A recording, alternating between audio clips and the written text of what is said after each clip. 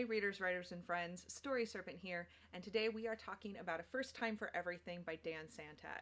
Now you might know Dan from his work illustrating children's picture books like Beagle the Unimaginary Friend, but here Dan is both storyteller and illustrator in a graphic novel autobiographical story about his summer between junior high and high school. It was published by First Second Books, which is ultimately a Macmillan imprint after you jump through a bunch of other publishing hoops. And while the copyright says 2023, I believe it was released in January of 2024. I didn't see it pop up in my Amazon suggestions until early February. I'm really, really pleased that I picked it up though. But before we get into all that, today's random words are like, share, subscribe, metamorphosis. I had so much fun reading this book. It was actually a gift for my daughter. And I am so pleased that I chose to pick it up for her, because when I cruised through it, and it took me like 2 hours, maybe. That's the nice thing about a graphic novel, is because you are both reading along with the illustrations, you can move at whatever clip you like. And if you're a quick reader like I am, with the pictures and the illustrations really do, they fill in so much in this book. Dan's style is it's kind of fun. It's got a little bit of that cartoon, animated element to it. All of these pictures are super dynamic. He's great at shifting times of day with colors. He also does all of the flashbacks in black and white, so when he's going back and thinking on previous memories. It's a great visual distinction, especially for your kiddos if they struggle to read. So, as the title implies, a lot of firsts for Dan on this trip. He's in that crazy summer in between junior high and high school where you're figuring out, how terrible was my junior high experience? Is high school going to be different?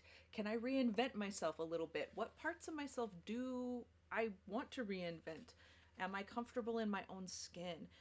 Everyone's still going through puberty to some extent. Some kids are kind of through it and they all hit huge growth spurts, and now they're like 6 inches taller than everyone else, and some have yet to hit puberty.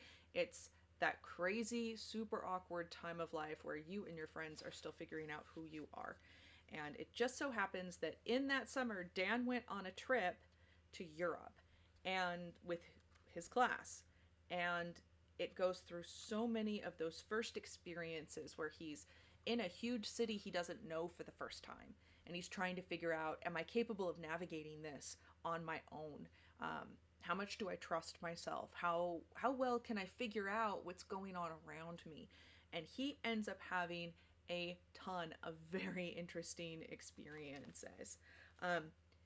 This book is in parts. Now, usually you'll know how I feel about that, but guess what? Every time there's a part, we get a fun illustration of a new Fanta can, because consuming different flavors of Fanta is how Dan marked his progress, but it's also because we're going to a different country. See that? New setting. Parts warranted. Well done, Dan. He also has a number of the kinds of experiences you would expect to have in Europe in the 80s, which is, maybe you're not quite 14 yet, but you end up getting a hold of your first bit of alcohol first. And you end up making that face. While there are the sorts of things you would expect from a European experience at the time, there are teens that are having alcohol, there are teens that are smoking, all of these things, they end up being not great experiences overall. Having had his first taste of alcohol and not enjoying it too much, he and a friend are outside sipping, I think it's a strawberry Fanta, and enjoying themselves when a very drunk German comes along and barfs all over his stuff because they're in the beer district. And that's how things go. So having this is what really drinking to excess looks like and feels like. The same ends up being true of his first experience with cigarettes. He runs into a couple of older French girls at the German home he's staying in for a week as part of his exchange program, and these girls tell him that they've been smoking since they were, 11, because that's just what everyone does in France. Like, that's how they grew up, and they know that it's not great for them, and they express that. And he's like, well, if you guys know it's bad, why don't you stop? And they're like, at this point, we're hooked. He gives it one try and absolutely dies, and he's like, nope, that's enough, I'm done, that was horrible. Which is a legit first experience with smoking, and I really appreciated that he had those experiences, and that he puts them in the book, and that he doesn't glamorize any of that. He gives you very real world experiences. The other thing we get at the end of this is a delightful author's note.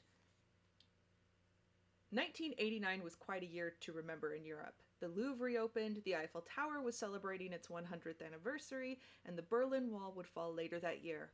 For me, 1989 was the year I learned to like myself, and this trip was one of the happiest and most memorable events of my childhood. He goes on talking about how difficult it is to write about yourself, to be open about those kinds of experiences. He talks about recreating old memories, how he had to go back and find people and piece together bits of things that happened, was surprised when people remembered events differently than he did. And there's even an original bit of Santat art that makes the cut as well, and that's super fun to see his progress as an artist over time, and that this was something that he was doing even in junior high. So I know, one more thing before I give it a rating, because I know this one's quick because the book was quick.